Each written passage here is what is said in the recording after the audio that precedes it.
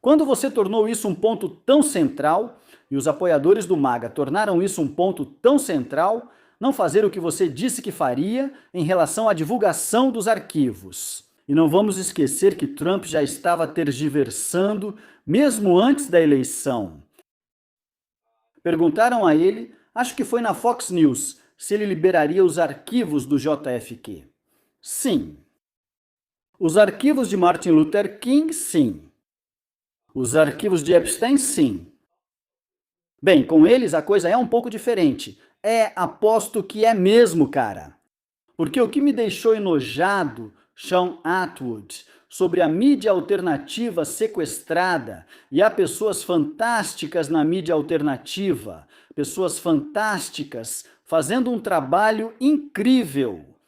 Bem, estou falando daqueles que recebem todo o apoio dos algoritmos, que não sofrem restrição de alcance, e são, basicamente, as estrelas da nova mídia alternativa. E a maneira como eles tentaram cobrir, eu chamo de mídia maga agora, porque é isso que ela é. Eles tentaram proteger o Trump. Quero dizer, você sabe, você tinha Alex Jones, que eu acho que tem sido uma completa vergonha para a mídia alternativa, já faz tempo com seu apoio ao Trump e seu esforço para justificar o que é injustificável e defender o indefensável. Mas ele estava quase chorando quando o anúncio foi feito, como você disse, de que não há arquivos e que está tudo encerrado. Obrigado, tchau, não há nada para ver aqui. Mas não demorou muito para que ele voltasse a agir, tentando arranjar alguma desculpa para o motivo de os arquivos não estarem sendo divulgados. Quero dizer, acho que a primeira tentativa dele foi dizer que Trump estava segurando os arquivos porque estava chantageando o Deep State. E então vi outra em que a pergunta era: Trump está sendo chantageado pelo Deep State? Quero dizer, é como enfiar a cabeça no próprio rabo quando você tem que encarar os malditos fatos. E os fatos são que Epstein e Trump foram amigos próximos por 10 a 15 anos. Trump saberia o que Epstein estava fazendo. Quero dizer, fala sério. Mas não fez nada. E a coisa mais recente, quando ele estava no avião, acho que ele também disse isso quando estava na Escócia, foi que ele se afastou de Epstein quando Epstein começou a levar suas funcionárias de Mar-a-Lago, meninas jovens. E perguntaram a ele se estava falando de pessoas como Virginia Giuffre, anteriormente Roberts, e ele concordou que sim. Bem, isso aconteceu em 2000 e não envolvia diretamente Jeffrey Epstein, mas sim Ghislaine Maxwell, que abordou Virgínia em Mar-a-Lago.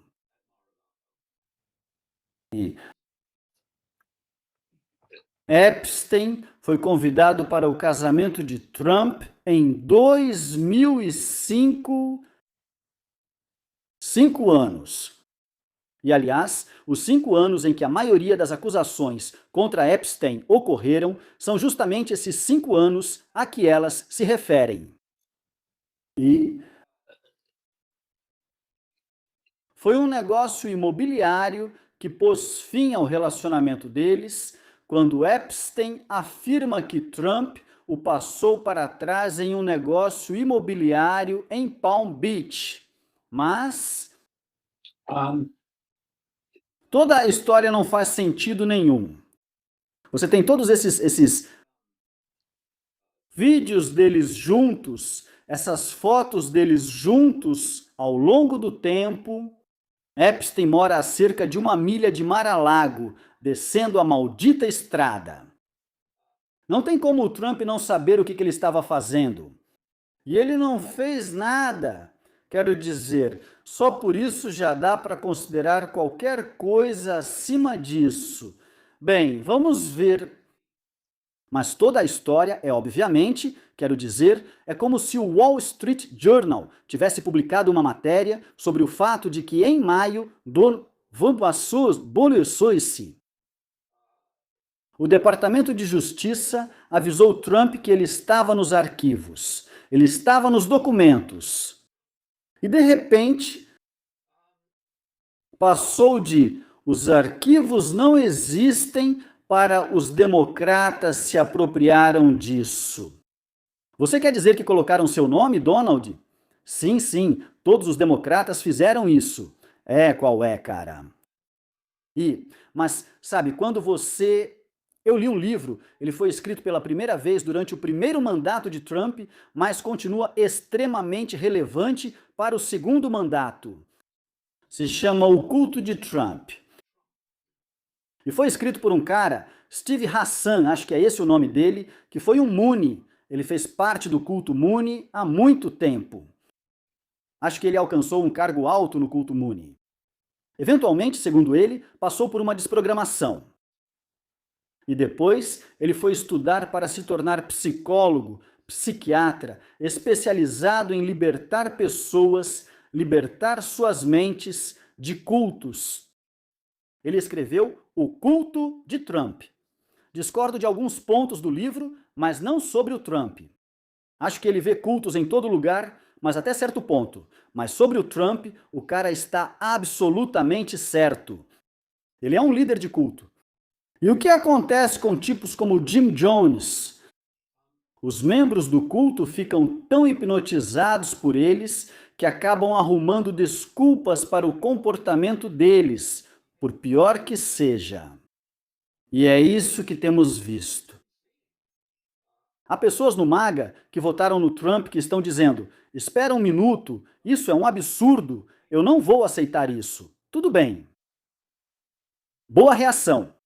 Mas há outros, o núcleo mais fiel, que estão por aí inventando desculpas para ele. Isso é uma expressão clássica de um culto.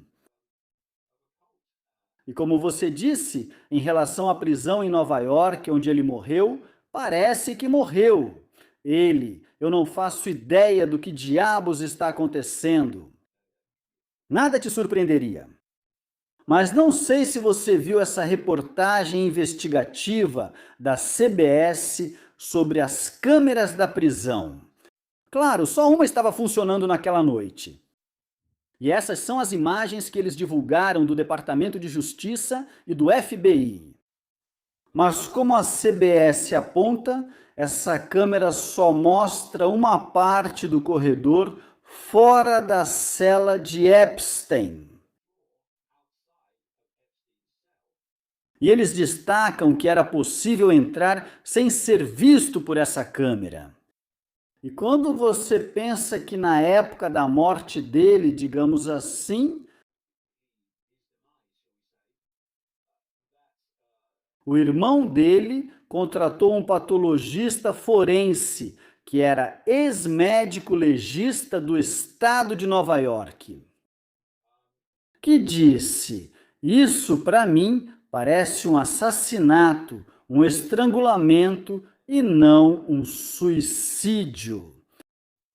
Porque certos ossos foram quebrados, que não seriam quebrados em um suicídio, mas seriam em um estrangulamento. O que, segundo ele, ficou claro pelo que viu no corpo de Epstein foi que força enorme, palavras dele, foi usada para matá-lo, para estrangulá-lo, na visão dele. E nada nessa história toda faz sentido. E sabe do que isso me lembra? Isso me lembra, eu vivi isso e observei isso. Watergate. O que aconteceu com Watergate durante o regime Nixon foi que houve uma invasão na sede dos democratas. E nós tivemos, claro, as reportagens de Bernstein e Woodward aparecendo no Washington Post, graças a alguém que eles chamavam de garganta profunda.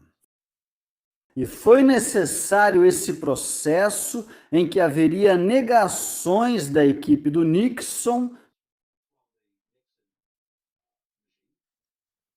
Mais coisas vinham à tona, mais negações, mas as negações estavam ficando menos críveis.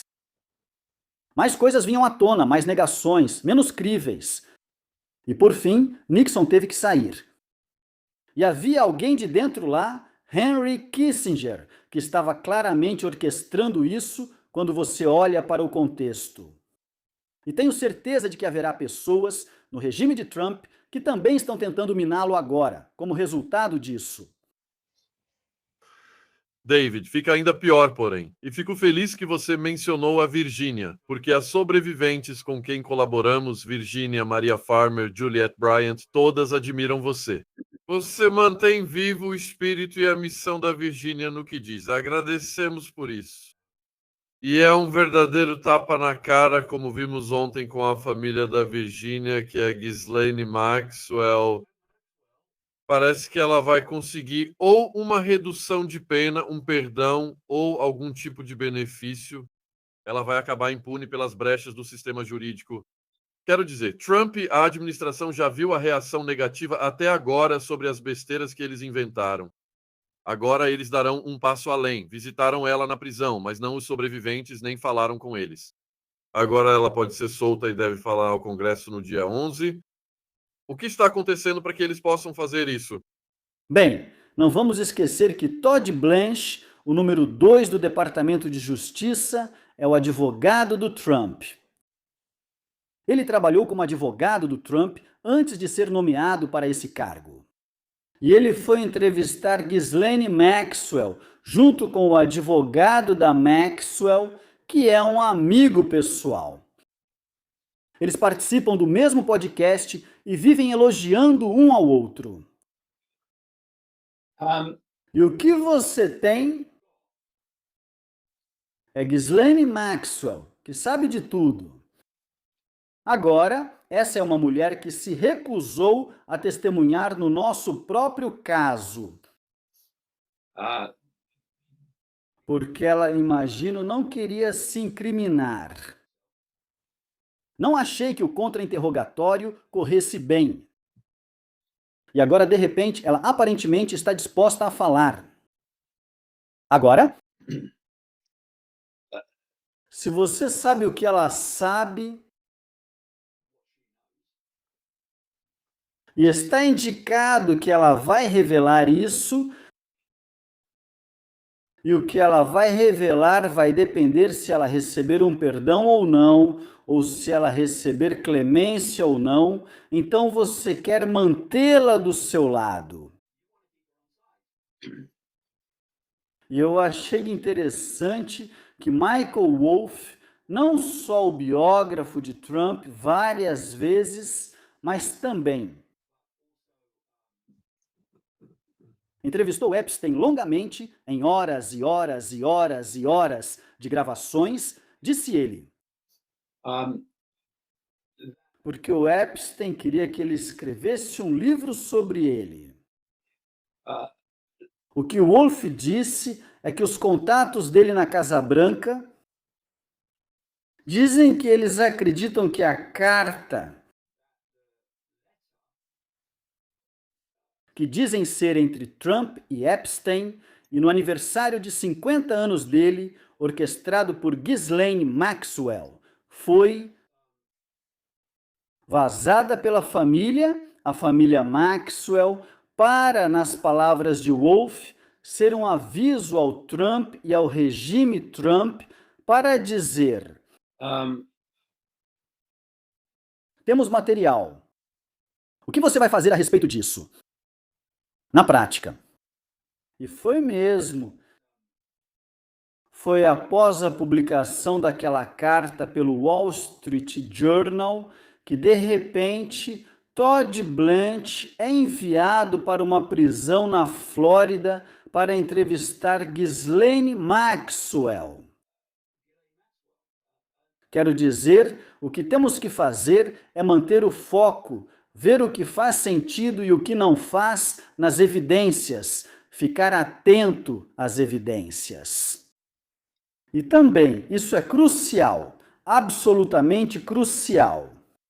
E é isso que acabou com o mainstream da mídia alternativa.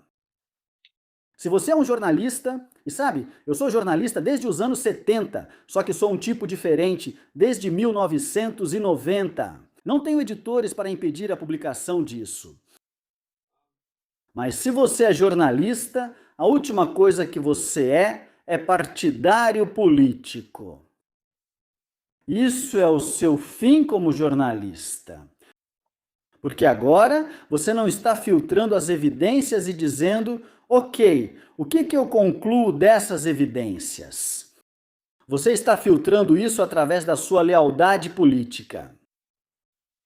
E quando um jornalista alternativo, entre aspas agora, como Alex Jones, é extremamente partidário em relação ao Trump e ao Musk também. Não tem como você analisar as evidências de forma imparcial se elas forem ruins para o seu candidato.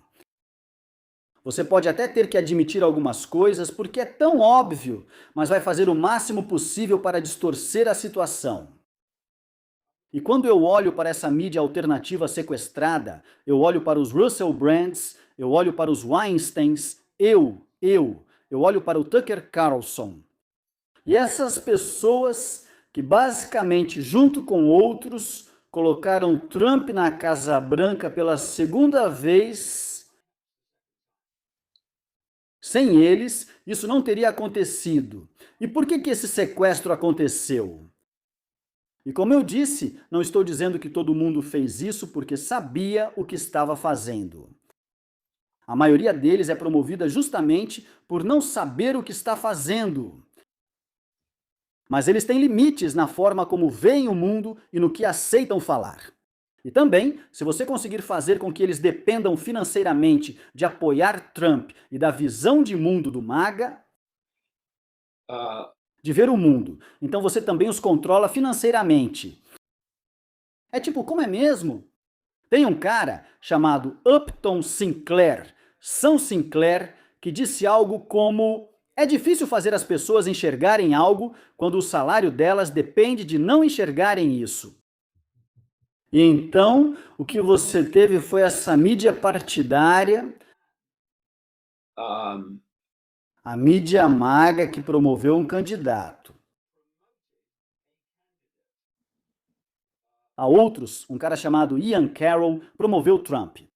Todos eles fizeram isso. Candace Owens, por muito tempo, foi uma promotora de Trump, e ela também promovia Israel antes de mudar de postura.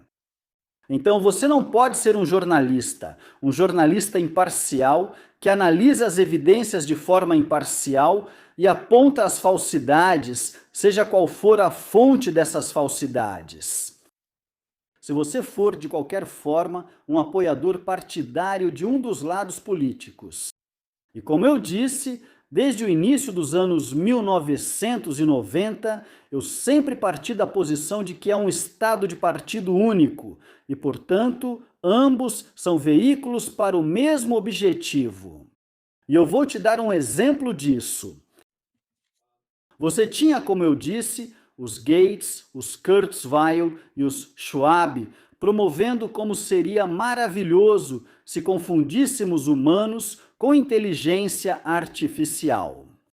E aí você tinha o Elon Musk. E o Elon Musk apareceu e havia pessoas na mídia alternativa que o chamavam de um transcomunista que estava promovendo a agenda da IA. E então ele comprou o Twitter. Não, ele foi autorizado a comprar o Twitter porque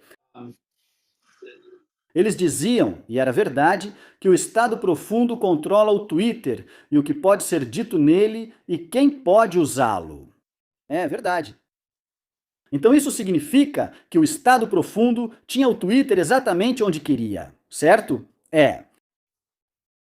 Bem, nós íamos divulgar os Twitter Files só para te mostrar. O Estado profundo controlava o Twitter. Ok, então por que eles venderam para o Musk, então? Quem se autoproclamou absolutista da liberdade de expressão? Não é, mas afirmou isso. E qual foi o resultado? Sabia que era farsa quando ele comprou, pois acompanho Trump há anos. Desculpa, Musk. E também Trump, mas Musk acompanho há mais tempo. E eu podia ver como as empresas dele estavam cumprindo os itens da agenda do Fórum Econômico Mundial. E o Fórum Econômico Mundial é só uma fachada para o culto global mesmo. E desde o momento em que ele comprou o Twitter, foi permitido comprar o Twitter e transformou em X, houve essa mudança fenomenal na percepção que essa mídia alternativa tinha dele. De repente, ele faz parte do grupo e está permitindo que alguns voltem, todos ótimos, maravilhoso. Mas então eles anunciaram que eles defendem a liberdade de expressão, mas não de alcance. Que se for permitido por lei, mas horrível, você vai achar muito difícil encontrar isso no Twitter X. E eles começam a fazer shadow ban nessas pessoas que estão denunciando eles e promovem aqueles que estão promovendo a agenda da mídia maga e a agenda do Trump. E de repente, Trump, quer dizer, Musk, está recebendo um passe livre. Mesmo que ele esteja promovendo cada vez mais a agenda da IA agora, mas ele já faz isso há muito tempo. Estão dando passe livre para ele porque agora é um dos nossos. Agora vamos olhar para isso. A venda agressiva dos seus Gates, dos seus Kurzweil e dos seus Schwab tem sido: precisamos nos fundir com a inteligência artificial para nos tornarmos deuses. E aí chega o Elon Musk e ele faz o papel de cético. Ele não é, mas faz o papel de cético. E ele diz: bem, estou muito preocupado com a IA e com o que ela pode fazer. E isso agrada a base maga, porque eles também são muito céticos. Mas então chegou um ponto crucial em que Musk disse: mas é inevitável. Agora, essa é uma palavra enorme em controle e manipulação da percepção. Porque quando você está tentando parar algo, você quer parar isso. Uma vez que você aceita que o que você quer parar é inevitável, agora você entra em um modo completamente diferente, que é mitigar o quanto isso vai ser ruim. Então algo realmente quebrou ali. Ali a bolsa estourou. Você já aceitou que é inevitável? E Musk disse que é inevitável. E se nós não nos fundirmos com a IA, então os humanos serão eliminados aos poucos. Eles vão desaparecer. Então, ok, pergunta. Sr. Gates, qual é o resultado da sua campanha agressiva? Bem, se os humanos se fundirem com a IA... E, Sr. Musk, qual é o resultado da sua abordagem mais sutil? Bem, humanos se fundem com a IA. Exatamente. Você só está jogando um jogo diferente. Desculpa para mentalidades diferentes. E agora estamos vendo isso se unindo. Dos seus Musks, dos seus Tills, dos seus Marc Andreessens e de todas essas outras pessoas. Incluindo David Sacks, que foi nomeado czar da IA por Trump e czar das criptomoedas. Eles estão se unindo com Altman e todas essas outras pessoas. Eles podem não gostar uns dos outros, embora a maioria goste, mas o objetivo deles é o mesmo. E estamos vendo a administração Trump introduzindo isso. Então, no final, sabe, toda a conspiração é sobre o controle da percepção. Tudo isso. Tudo o que você vê, incluindo a censura, é sobre o controle da percepção. Se você controla a percepção, você controla o comportamento dessa pessoa. Você controla a percepção deles sobre um vírus mortal. Você controla o fato de que eles farão o que você disser para se protegerem do vírus mortal que você os convenceu de que existe. E assim, a percepção é a arena em que tudo isso se desenrola. E o que aconteceu com Epstein e toda a comoção em torno disso, pelo menos de partes significativas da base MAGA é que eles perderam o controle da percepção que tinham antes. Que é, Trump está do nosso lado e Trump é nosso salvador. Ele não é. E aí?